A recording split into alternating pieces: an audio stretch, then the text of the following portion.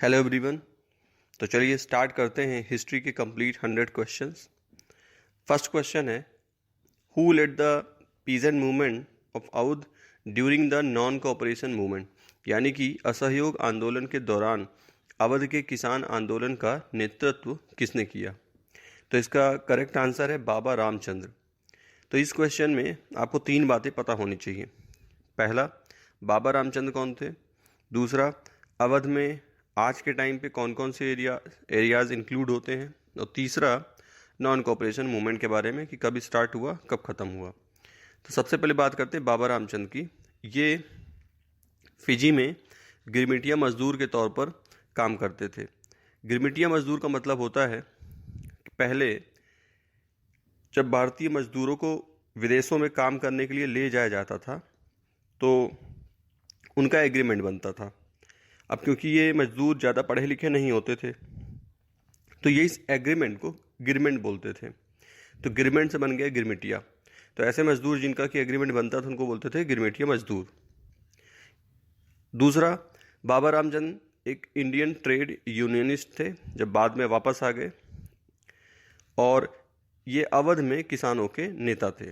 अब बात करते हैं कि अवध में आज के कौन कौन से क्षेत्र आते हैं। तो अयोध्या, फैजाबाद, लखनऊ, ये जो रीजन है ये अवध के अंतर्गत आता था।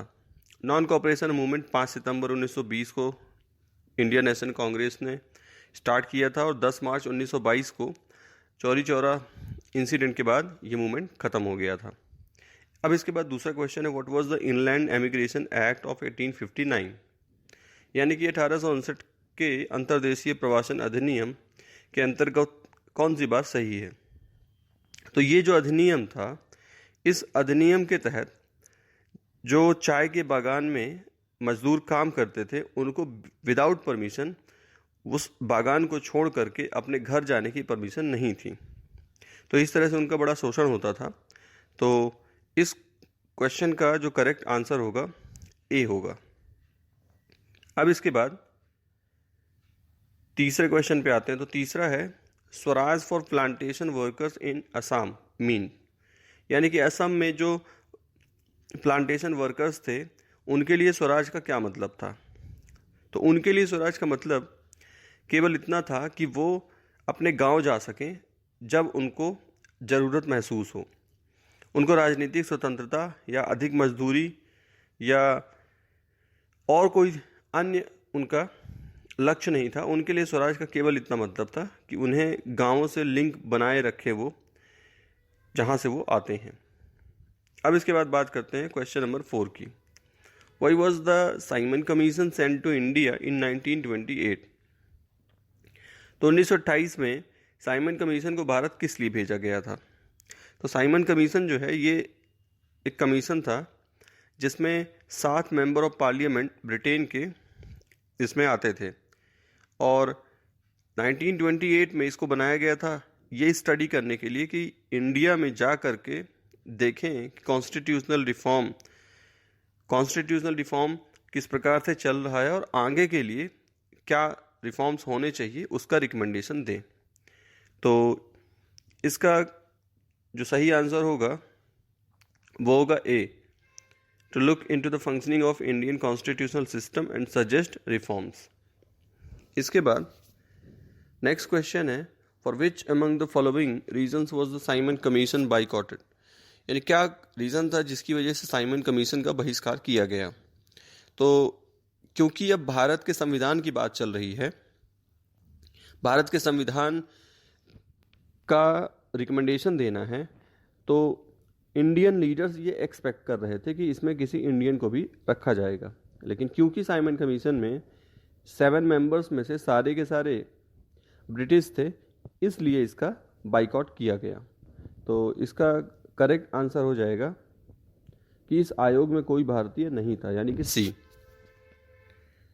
इसके बाद नेक्स्ट क्वेश्चन है, who announce the weak offer of dominion status for India in 1929, यानी कि 1929 में भारत के लिए डोमिनियन स्टेटस के अस्पष्ट प्रस्ताव की घोषणा किसने की थी। तो 1929 के टाइम पे जो भारत के वाइसरॉय थे वो थे लॉर्ड इरविन, और इन्होंने अनाउंसमेंट किया था कि एक अनस्पेसिफाइड फ्यूचर में हम इंडिया के फ्यूचर कॉन्स्टिट्यूशन के बारे में डिस्कस करेंगे और इसके लिए राउंड टेबल कराई जाएगी। तो ये अक्टूबर 1929 में इन्होंने अनाउंसमेंट किया था। तो क्योंकि इसमें ये बताया नहीं गया था कि कब तक ये होगा, इसलिए इसको अस्पष्ट प्रस्ताव बोला गया। इसके बाद नेक्स्ट है question number 7, who gave the call for पूर्ण स्वराज। तो पूर्ण स्वराज जवाहरलाल नेहरू ने जब वो कांग्रेस के प्रेसिडेंट बन गए थे तब उन्होंने लाहौर सेशन के बाद 31 दिसंबर 1929 को इन्होंने भारत का झंडा रावी नदी के तट पर फहराया था और ये डिसाइड किया था कि अब से हर 26 जनवरी को भारत का स्वतंत्रता दिवस मनाया जाएगा। इसीलिए 26 जनवरी को ही रिपब्लिक डे हम मनाते हैं।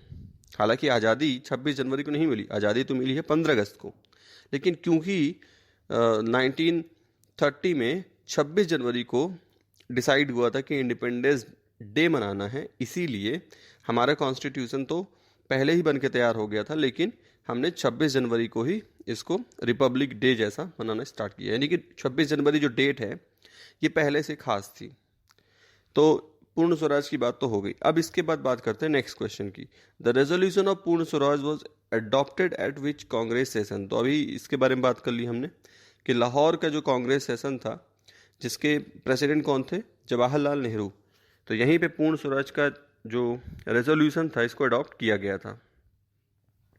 इसके बाद नेक्स्ट क्वेश्चन है, which incident mark the beginning of civil disobedience movement. यानी कि कौन सी घटना से सविनय अवज्ञा आंदोलन की शुरुआत होती है। तो सविनय अवज्ञा का मतलब होता है कि पोलाइट वे में हम आपकी बात नहीं मानेंगे, यानी कि डिसओबे करेंगे। तो ये गांधी जी ने किया था नमक कानून को तोड़कर। उनका प्रोटेस्ट था इस बात को लेके कि ब्रिटिश मोनोपोली सॉल्ट के ऊपर क्यों बनी रहे, क्यों ऐसा हो कि नमक केवल ब्रिटिश ही बना करके हमें दे, हम खुद क्यों न बना सकें। तो इसके लिए 12 मार्च 1930 को उन्होंने सॉल्ट मार्च स्टार्ट किया और नमक कानून तोड़ने के लिए एक सिविल डिसओबीडियंस मूवमेंट यहाँ से शुरू हो जाता है। क्वेश्चन नंबर 10 है, according to the excavated evidence the domestication of animal began in. यानी कि खुदाई की कौन से ऐसे प्रमाण हैं जिनसे पता चलता है कि पशुपालन शुरू कर दिया गया था। तो ये प्रमाण हमें मिले हैं मीज़ोलिथिक पीरियड से, और आदमगढ़ मध्य प्रदेश में है और बागौर राजस्थान में है जहाँ से इस प्रकार के प्रमाण मिले हैं।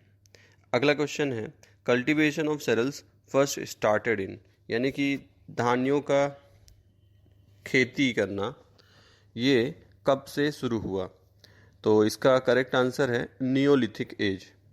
तो जो नियोलिथिक टाइम वाले जो लोग थे ये वो पहले लोग थे जिन्होंने सबसे पहले खेती करनी शुरू की।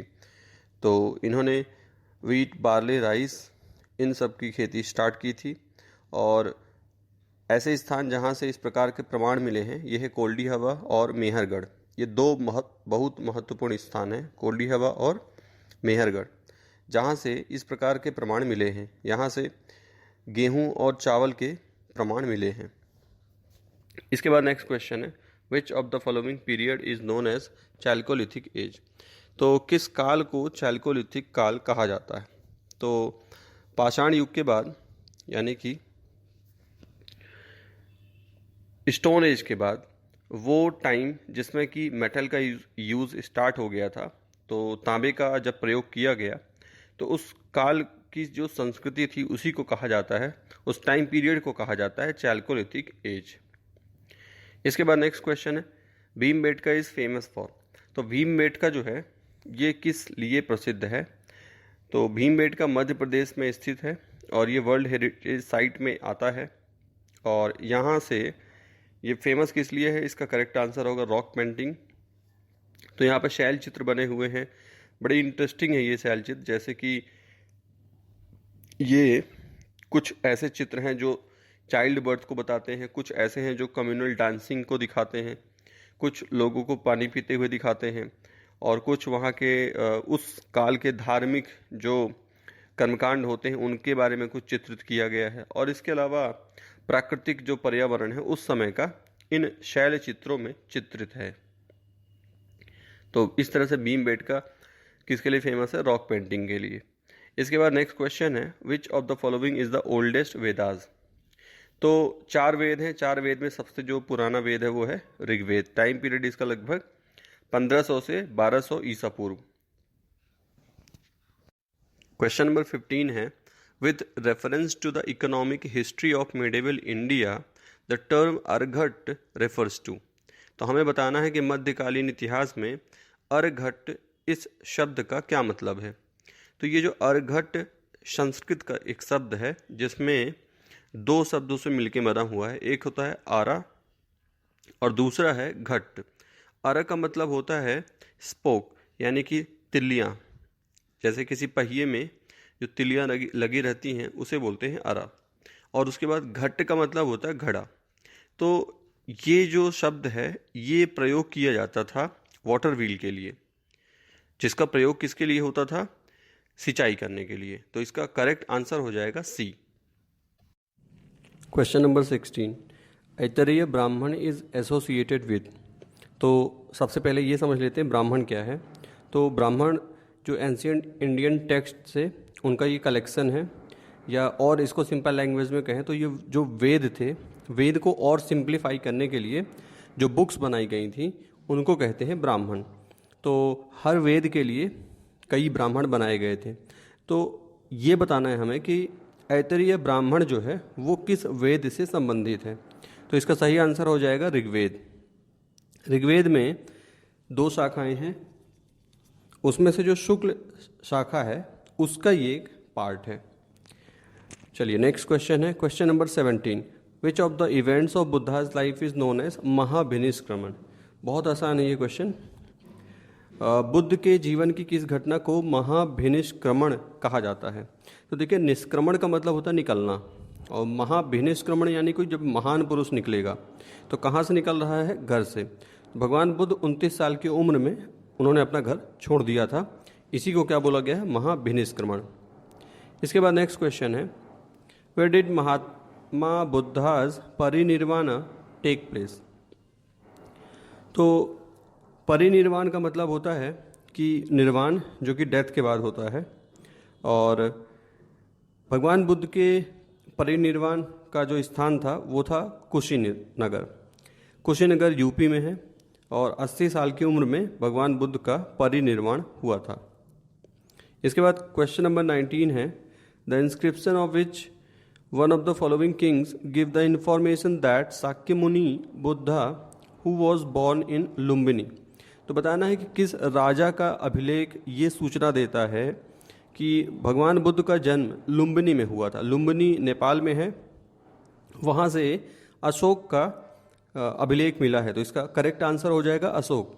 और ये जो अभिलेख है ये ब्राह्मी लिपि में है, और अभिलेखों के प्रकार में ये माइनर पिलर एडिक्ट में आता है, माइनर पिलर एडिक्ट। इसके बाद नेक्स्ट क्वेश्चन की बात करते हैं, question number 20, which Buddhist text has described 16 mahajanapadas of 6th century BC।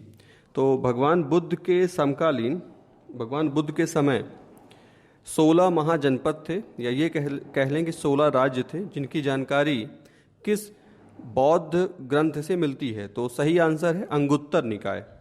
तो देखिए, त्रिपिटक बौद्ध साहित्य के प्रसिद्ध ग्रंथ हैं। तो 3 पुस्तकें हैं जिनको मिला के त्रिपिटक बोलते हैं। उन 3 में से एक है सुत्त पिटक। 3 पुस्तकें हैं जिनको बोलते हैं त्रिपिटक, जिसमें एक है सुत्त पिटक। उसी के 5 हिस्से हैं, उन 5 को बोलते हैं निकाय, और उन 5 में से ये चौथा है। ठीक, तो अंगुत्तर निकाय सुत्त पिटक के 5 निकायों में से एक निकाय है, जिसमें कि 16 महाजनपदों के बारे में जानकारी दी गई है। इसके बाद बात करते हैं question number 21, where was the first republican system of the world during 6th century BC located. तो छठी शताब्दी ईसा पूर्व बताना है कि पहला गणतंत्र कहाँ अवस्थित था। तो इसका करेक्ट आंसर है वैशाली। वैशाली बिहार में है और वैशाली लिच्छवी वंश की द्वारा स्थापित की गई थी और ये पहला रिपब्लिक माना जाता है, गणतंत्र माना जाता है विश्व का। इसके बाद question number 22, by which ruler Pataliputra was chosen as the capital of the first time, capital for the first time. तो भाई हर्यंक वंश का शासक था उदयन, इसका आंसर हो जाएगा सी। और उदयन ने राजधानी राजगृह से पाटलिपुत्र शिफ्ट कराई थी और ये सोन और गंगा नदी के संगम पर स्थित था। तो इसका करेक्ट आंसर हो जाएगा सी उदयन। इसके बाद नेक्स्ट क्वेश्चन है, who was the founder of the Nanda dynasty in Magadh. तो नंद वंश की स्थापना महापद्मानंद ने की थी, करेक्ट आंसर हो जाएगा ए।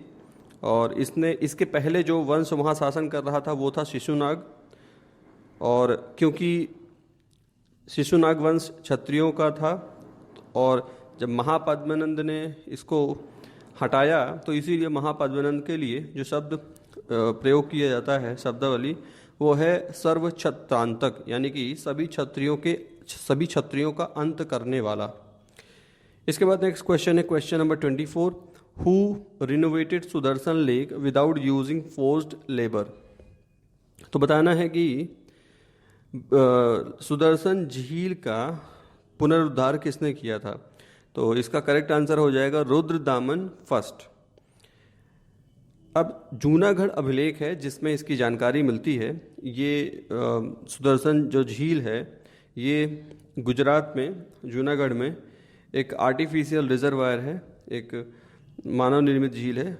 मौर्य शासकों ने इसको बनवाया था जिससे कि बाढ़ ना आए, और उसके बाद 150 ईस्वी में इसको दोबारा से रिपेयर कराया गया था। किसके द्वारा? एक शक शासक द्वारा, और उसका नाम था रुद्रदामन प्रथम।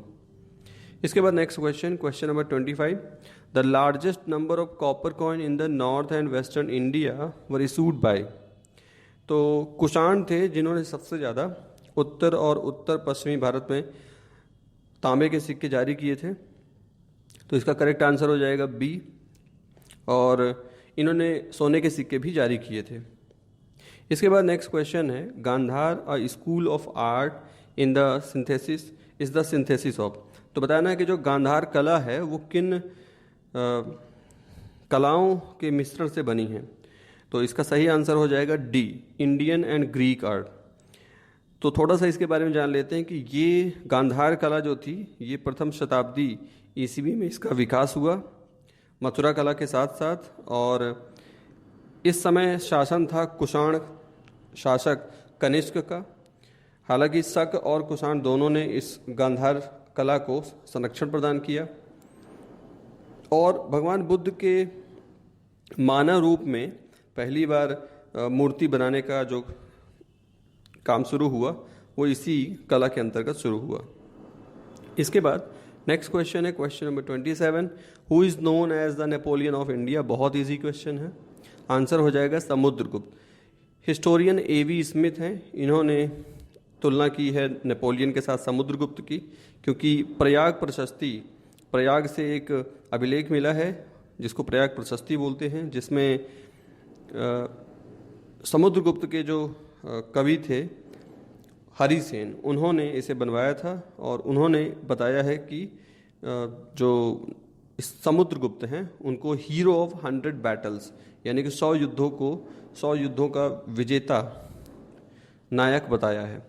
इसके बाद नेक्स्ट क्वेश्चन है question number 28, the first Gupta ruler to assume the title of Param Bhagavat. तो इसका करेक्ट आंसर हो जाएगा C, Chandragupta second. Chandragupta second को ही विक्रमादित्य कहा जाता है। विक्रमादित्य उपाधि थी जिसको कई राजाओं ने लिया था, लेकिन ये जो सबसे प्रतापी विक्रमादित्य हैं ये है चंद्रगुप्त द्वितीय।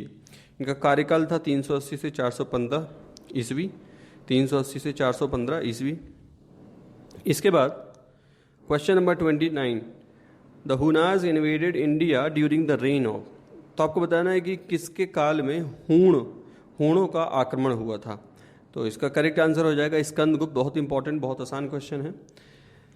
स्कंदगुप्त का टाइम पीरियड था 455 से 467 ईस्वी।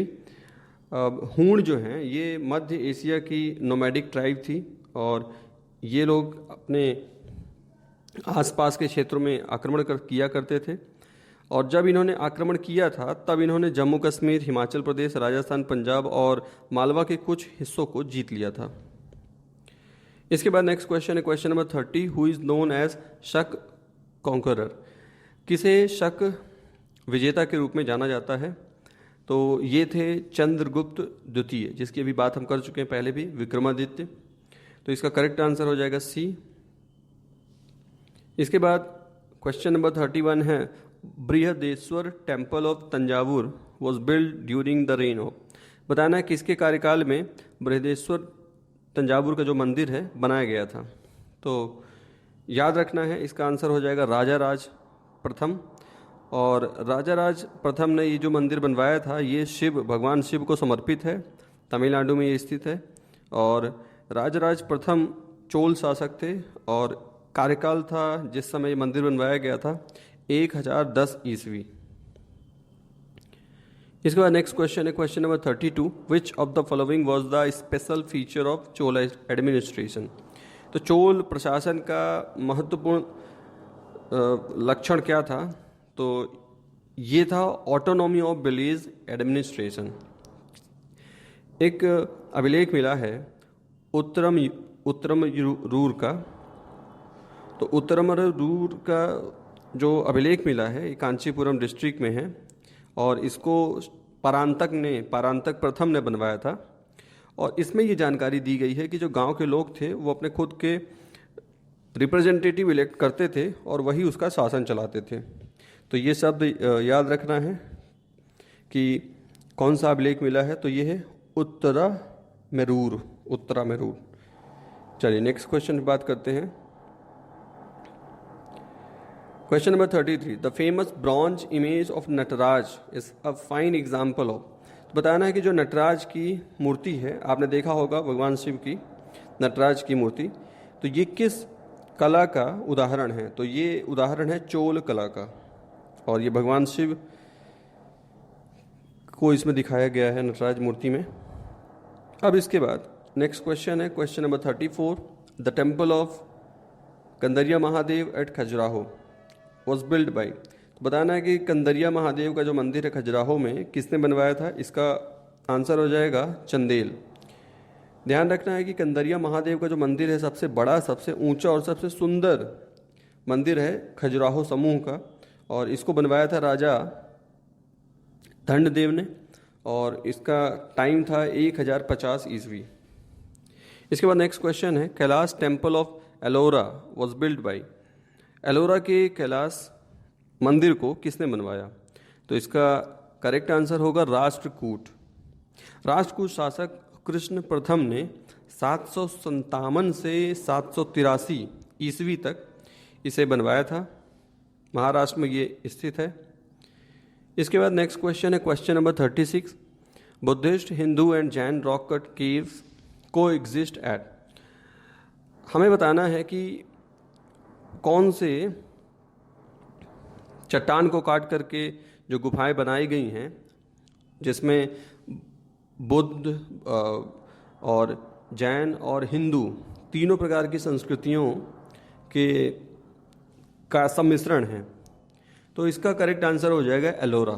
तो एलोरा जो है औरंगाबाद से लगभग 25 किलोमीटर दूर है और यहाँ 34 गुफाएं हैं।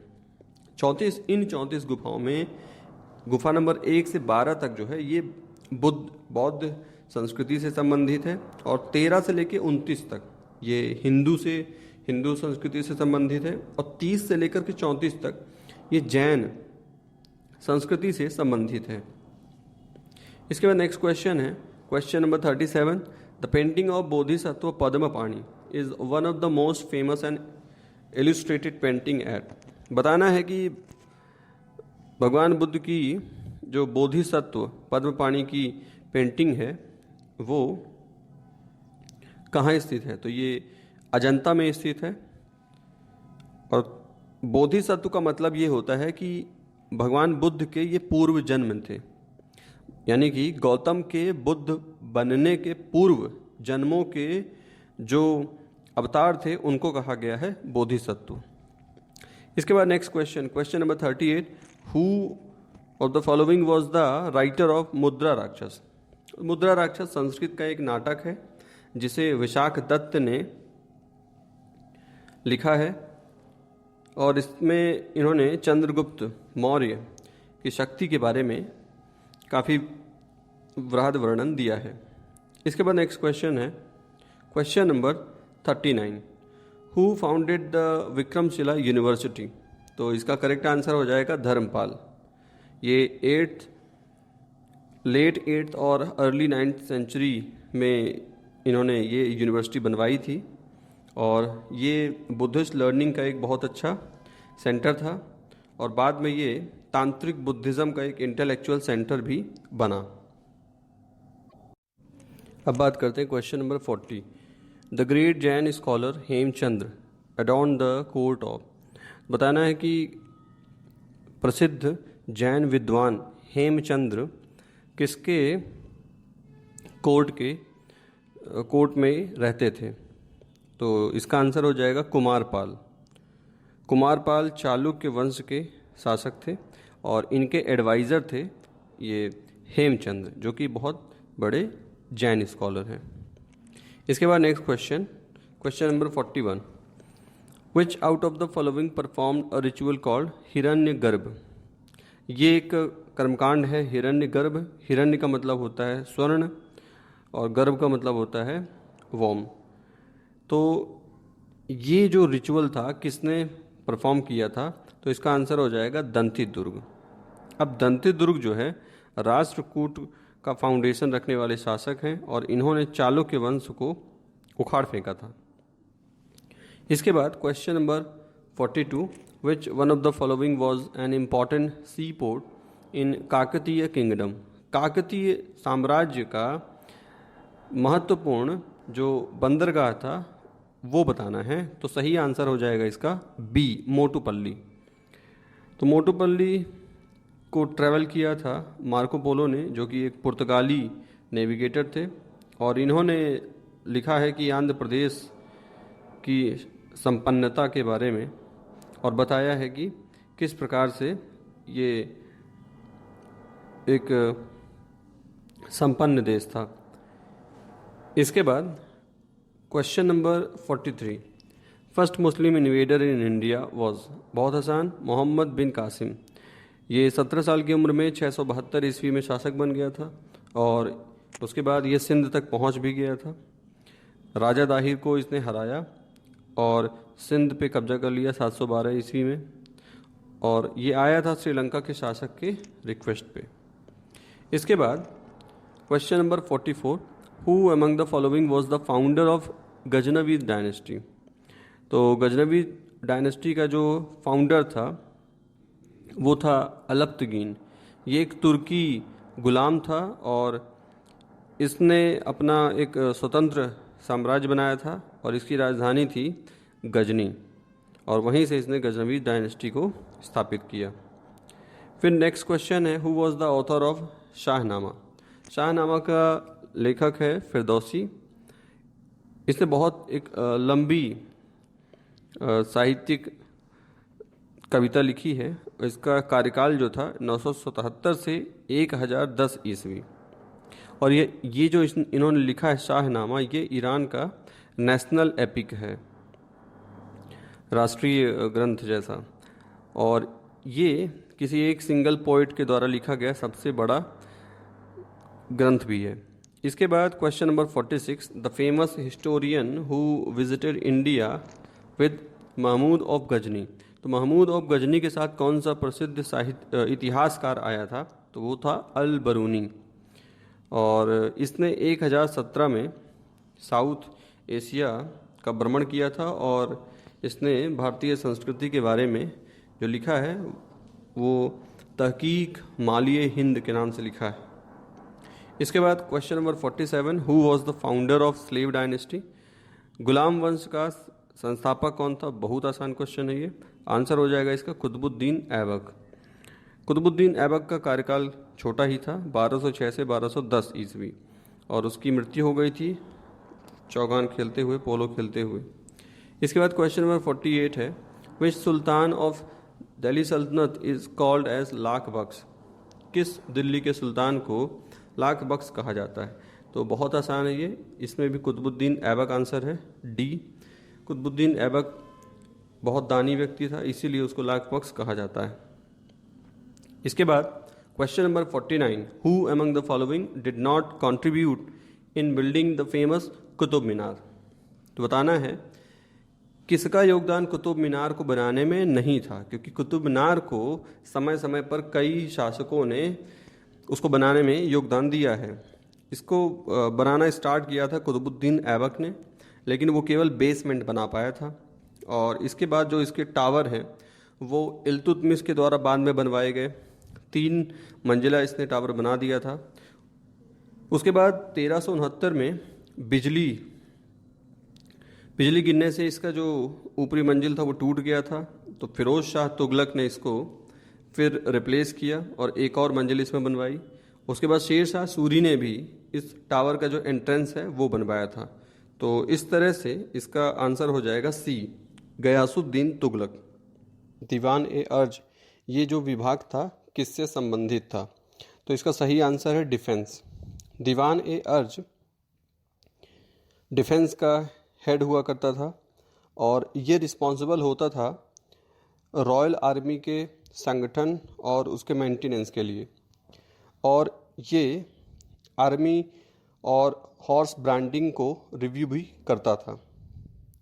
इसके बाद बात करते हैं question number 52, which medieval king of India introduced the iqta system. ये बहुत आसान क्वेश्चन है, इसका आंसर हो जाएगा इल्तुतमिश। इल्तुतमिश ने कैश में पैसे देने के बजाय एक टेरिटरी लोगों को देना स्टार्ट किया, जिसका रेवेन्यू जिसको दिया जाता था ये टेरिटरी वो वहाँ से कलेक्ट कर सकते थे।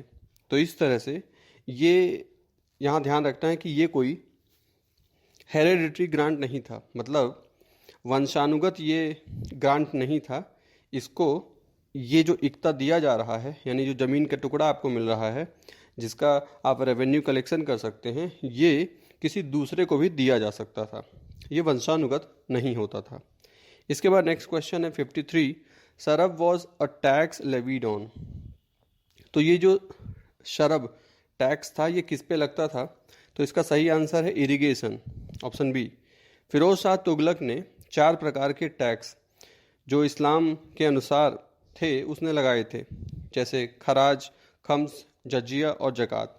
इसके अलावा एक उसने टैक्स और लगाया था, शरब या शर्त, जिसमें जो क्रॉप प्रोडक्शन होता था, जो भी फसल का उत्पादन होता था, उसका 1/10 भाग देना होता था, जिससे कि किसान इसको देने के बदले में अपने जो फसल होती थी उसको ठीक से विकसित कर सकता था और वाटर सप्लाई उसको मिलती रहती थी। अब बात करते हैं क्वेश्चन नंबर 54 की। The kingdom of Vijayanagara was founded by. बहुत आसान क्वेश्चन है, हरिहर और बुक्का ने विजयनगर साम्राज्य की स्थापना की थी और हरिहर शासक बना था 1336 में। इसके बाद question number 55, who of the following founded a new city on the south bank of tributary of river Krishna and undertook to rule his new kingdom as the agent of deity to whom all the land south of river Krishna was supposed to belong। आपको बताना है कि किसने कृष्णा नदी के दक्षिण में शहर बसाया था और उसने स्वयं को उस देवी का एजेंट घोषित किया था, जो देवी ये माना जाता है कि कृष्णा नदी की जो भूमि है उसकी स्वामिनी है। तो इसका सही आंसर होगा हरिहर प्रथम। हरिहर प्रथम वो शासक था। इसके बाद क्वेश्चन नंबर 56 है, the lady poet who describe the victorious expedition of her husband in her work Madhur Vijayam was. बताना है कि कौन सी वो स्त्री है जिसने अपने पति कि जो विजय गाथाएं हैं उसको मधुर विजयम के रूप में वर्णित किया है, तो वो है गंग देवी। गंग देवी जो है, मधुर विजयम का मतलब क्या है? इसका मतलब होता है मदुरई। मदुरई जो है, मदुरई पर विजय। तो 14वीं शताब्दी ईस्वी में ये संस्कृत में लिखी गई कविता है गंग देवी के द्वारा, और इसमें ये बताया गया है कि किस प्रकार से विजयनगर साम्राज्य ने मदुरई पर आक्रमण किया था और उसको जीता था। इसके बाद क्वेश्चन नंबर 57 है, भक्ति मूवमेंट वॉज स्टार्टेड बाय। तो अलवर संत थे जो विष्णु के उपासक होते थे, उन्होंने भक्ति मूवमेंट शुरू किया था। और नयनार वो उपासक होते थे जो शिव की उपासना करते थे। इसके बाद क्वेश्चन नंबर 58 है, a common feature to all bhakti saint was that they. बताना है कि सभी भक्ति वाले जो संत थे उन सब में एक ऐसी बात जो साझा थी। तो सब इनमें जो एक कॉमन बात थी वो ये थी कि इन लोगों ने जो अपनी शिक्षाएं दी हैं वो लोकल लैंग्वेज में दी हैं, जिससे ज़्यादा लोग इसे समझ सकें। इसके बाद क्वेश्चन, तो इसका आंसर हो जाएगा ए। इसके बाद हो जाएगा question number 59, Vaishnavism in Kamrup was popularised by. तो कामरूप में जो वैष्णव धर्म का प्रचार प्रसार किया गया, किसके द्वारा किया गया? तो शंकर देव के द्वारा किया गया। असम में जितना भी वैष्णव धर्म का प्रचार हुआ है वो बंगाल के चैतन्य आंदोलन के द्वारा ही हुआ है। और ये जो श्रीमद शंकर देव थे, ये एक सामाजिक धार्मिक रिफॉर्मर थे, सुधारक थे, और इन्होंने दास्य भक्ति का प्रचार किया। दास्य भक्ति में स्वयं को भगवान कृष्ण का दास माना जाता है। तो ये रही बात शंकर देव की। इसके बाद question number 60, who among the following defeated Babur in the battle of Sar e Pul. तो भाई सर ए पल जो है ये अफगानिस्तान का एक प्रोविंस है, और क्वेश्चन पूछा जा रहा है कि किसने सर ए पल के युद्ध में बाबर को हराया था। तो बाबर को हराने वाले का नाम है शैबनी खान। ये ऑप्शन बी इसका करेक्ट आंसर हो जाएगा। अप्रैल मई 1501 में ये युद्ध हुआ था। हालांकि बाद में फिर बाबर ने इस अपने खोए हुए क्षेत्र को पुनः जीत लिया था। इसके बाद question number 61, the first battle of Panipat was fought between. Panipat का पहला युद्ध बाबर और इब्राहिम लोदी के बीच में लड़ा गया था। ऑप्शन डी करेक्ट होगा। 21 अप्रैल 1526 में ये युद्ध हुआ था, और पहली बार इसमें आर्टिलरी का यूज किया गया था, इसमें गोला बारूद का यूज़ किया गया था। इसके बाद क्वेश्चन नंबर 62 है, during which of the following battle did Babur declare jihad. बताना है कि इस युद्ध में बाबर ने जिहाद की घोषणा की थी। तो ये था बैटल ऑफ खानवा।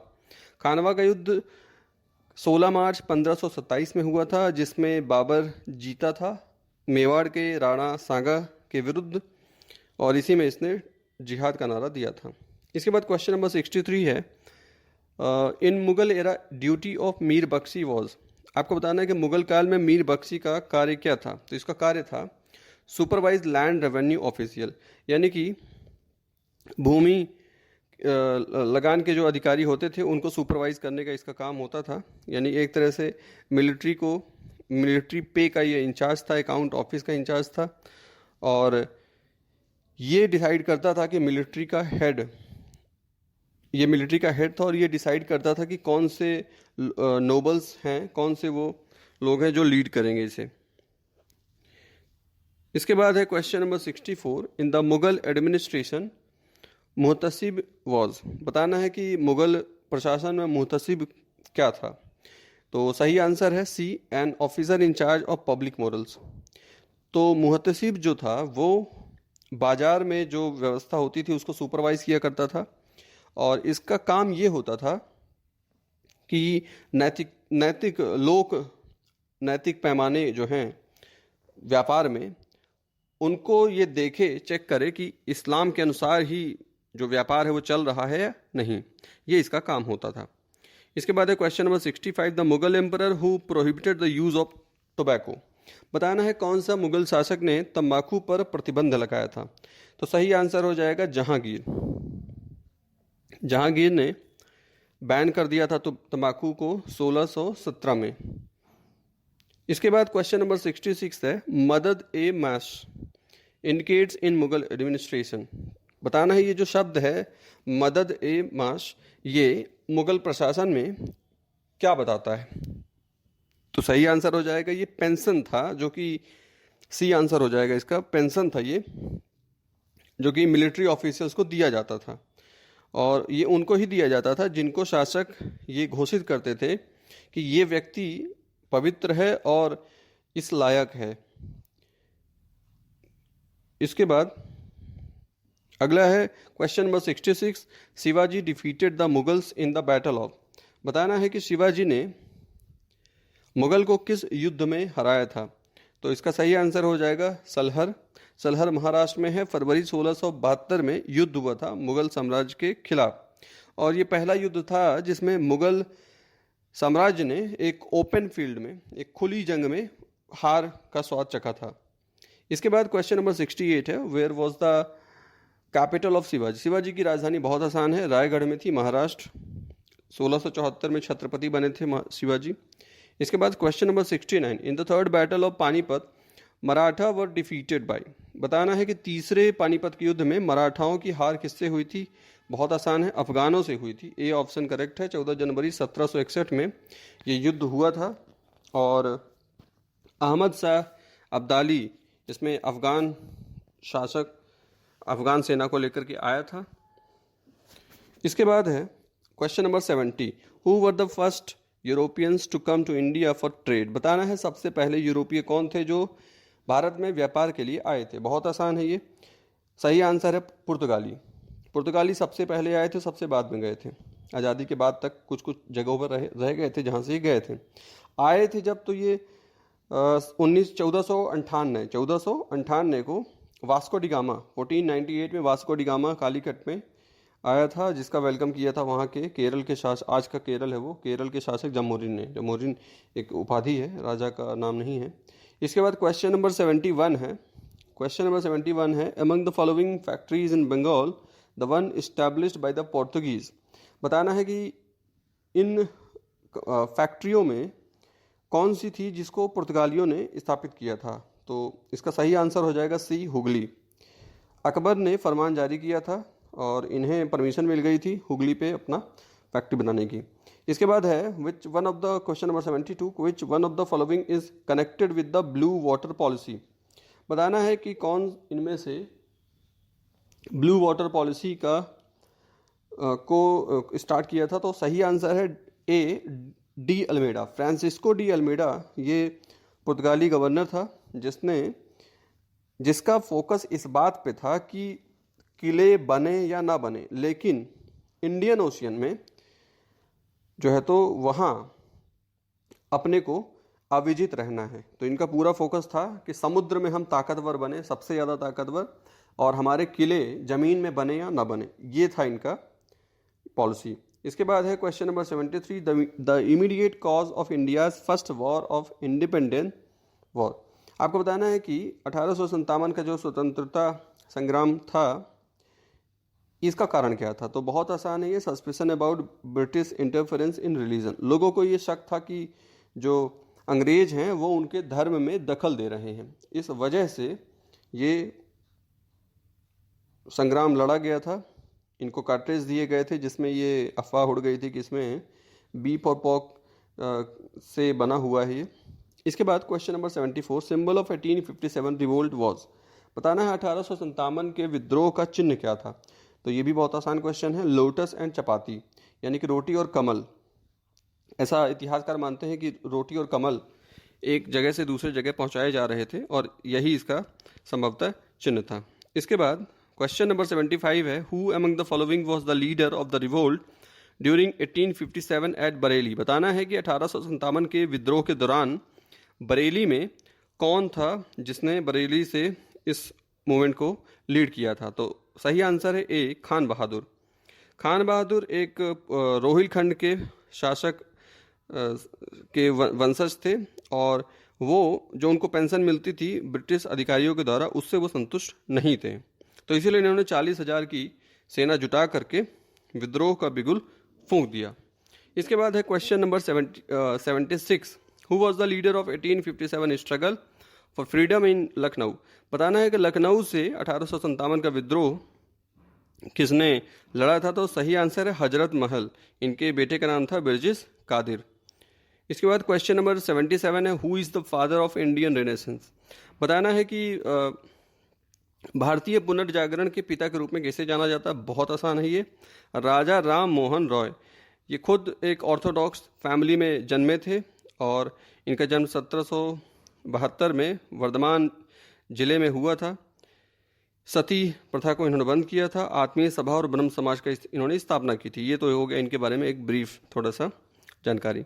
अब इसके बाद question number 78 who among the following represented India at the world parliament of religion at Chicago in 1893। बताना है कि किसने 1893 में शिकागो में होने वाले विश्व धर्म संसद में भारत का प्रतिनिधित्व किया था। तो सही आंसर है विवेकानंद। हालांकि और भी लोग थे लेकिन इन्होंने प्रमुखता से भारतीय संस्कृति को समझाया था। इसके बाद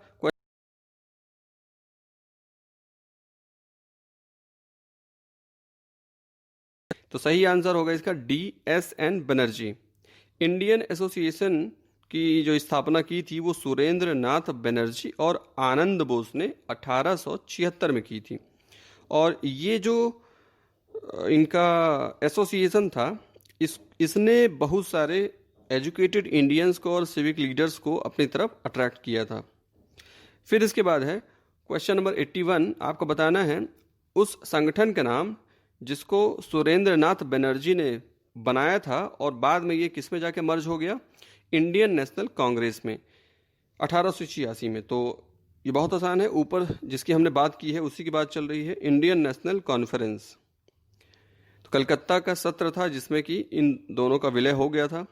इसके बाद क्वेश्चन नंबर 82 है कि अभिनव भारत जो कि एक सीक्रेट सोसाइटी थी क्रांतिकारियों की, इसकी स्थापना किसने की थी। तो इसका सही उत्तर है VD सावरकर को किसने आगे बढ़ाया था। तो सही आंसर है जतीन्द्र नाथ मुखर्जी। बड़े बहादुर थे ये, इसीलिए इनको बाघा जतिन भी कहा जाता है। इसके बाद बात करते हैं क्वेश्चन नंबर 84 की। हु हैड फाउंडेड द अनुशीलन समिति। अनुशीलन समिति की स्थापना जो है सही आंसर होगा इसका P मित्रा या प्रमथनाथ मित्र, जो कि बैरिस्टर थे कलकत्ता के। 1907 में इन्होंने ये समिति बनाई थी और इससे संबंधित और बड़े लीडर्स भी थे जैसे अरविंद घोष, देशबंधु चित्तरंजन दास, सुरेंद्र नाथ बनर्जी, जतीन्द्र नाथ बनर्जी, भूपेंद्र नाथ दत्त इत्यादि। इसके बाद क्वेश्चन नंबर 85 है the Barra dacoity was the first major venture of the revolutionary terrorist of the freedom movement. तो बताना है कि बरा की तो जो डकैती थी ये कहाँ पे हुई थी। तो ये भाई ईस्ट बंगाल में आता है बरा, और पुलिन बिहारी दास ने 1908 में ये कारनामा किया था। ढाका में है आजकल ये जगह, और इसका मकसद ये था कि यहाँ से जो पैसे जो लूटे जाएंगे उससे फिर हथियार खरीदे जाएंगे। अब बात करते हैं क्वेश्चन नंबर 86 की। Who among the following was the chief architect और reconciliator between the extremist and moderates. सही आंसर है एनी बेसेंट। एनी बेसेंट और अली जिन्ना के प्रयासों की वजह से ही 1916 में दोबारा से जो गरम और नरम दल थे पास में आए थे। इसके बाद क्वेश्चन नंबर 87 है कि आपको बताना है कि कांग्रेस का जो लखनऊ का सत्र था 1916 का, उसमें उसके बारे में कौन सी बात सही नहीं है, यानी कौन सी बात गलत है।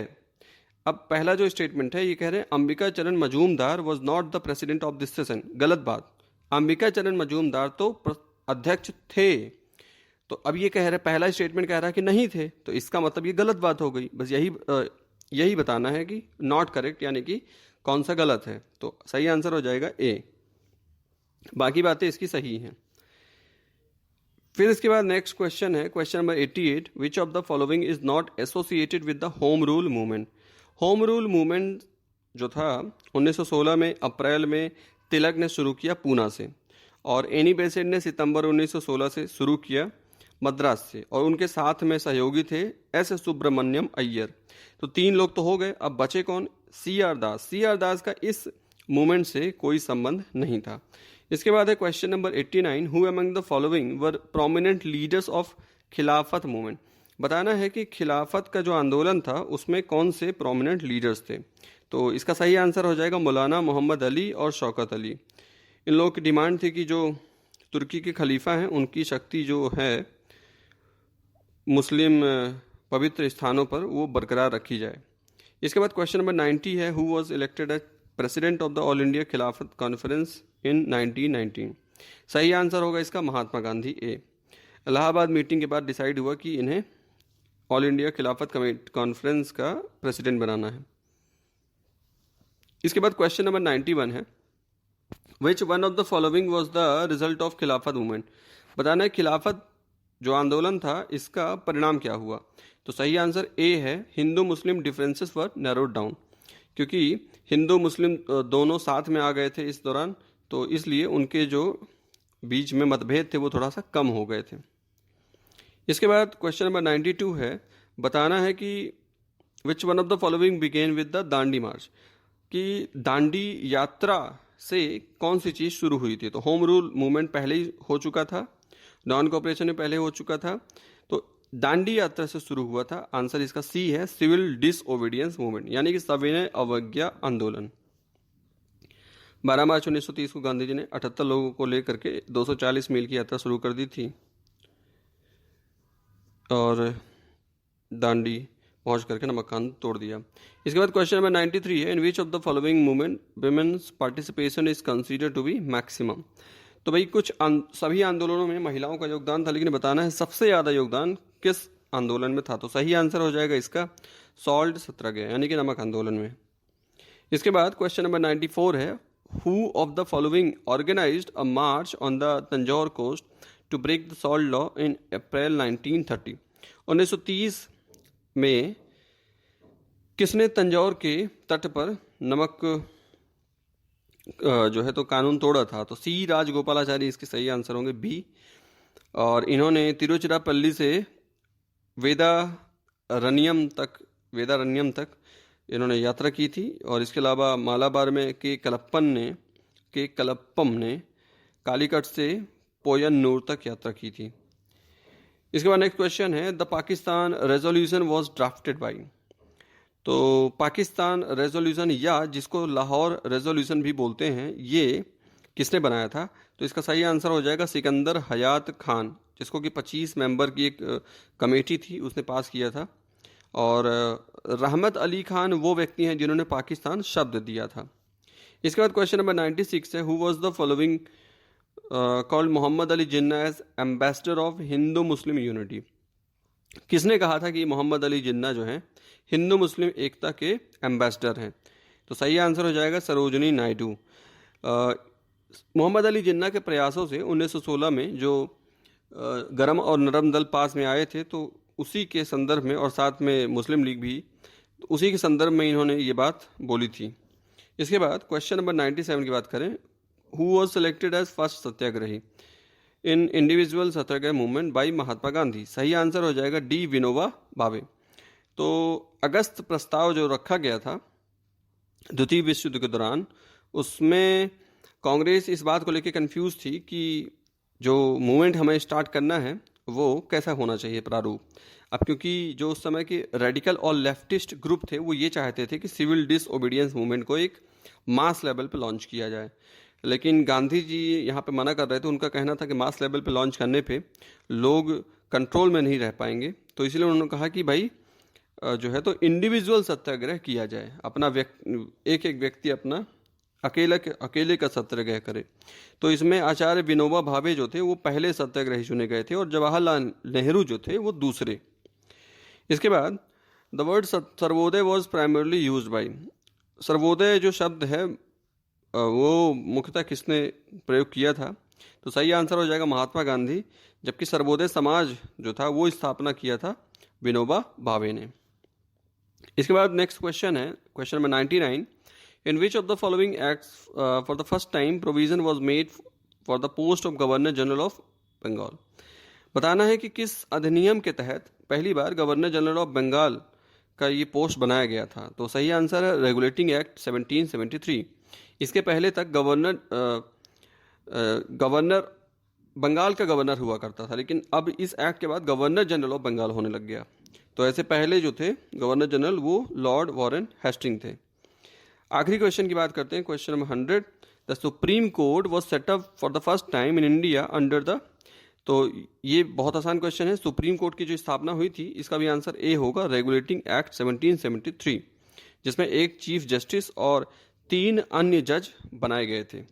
तो ये रहे 100 क्वेश्चंस का आंसर और उसका डिस्कशन।